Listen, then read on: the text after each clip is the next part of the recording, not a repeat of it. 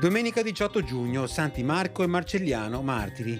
È il 169esimo giorno dall'inizio dell'anno, ne mancano 196 al termine.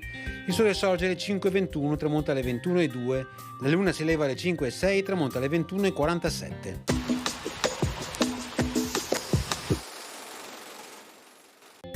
Viene firmato un trattato tra Venezia ed il Patriarcato di Aquileia. La Repubblica riconosce Ludovico di Tech quale legittimo patriarca di Aquileia. La sua supremazia sulle cose spirituali gli concede la città di Aquileia, i paesi di San Vito e San Daniele nel Friuli e una rendita di 5.000 ducati l'anno. In cambio il patriarca si impegna ad impedire il contrabbando e dai ribelli e banditi di rifugiarsi nella zona, a comprare il sale solo a Venezia e, dulcis in fundo, di non impicciarsi di cose temporali.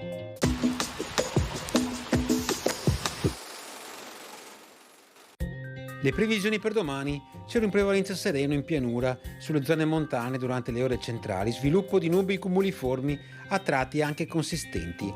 Precipitazioni sulle zone montane della tarda mattinata, la probabilità di rovesci temporali aumenterà fino a medio-alta, non si esclude qualche locale fenomeno anche sulla pedemontana. Esaurimento delle precipitazioni entro fine giornata, temperature in aumento in entrambi i valori.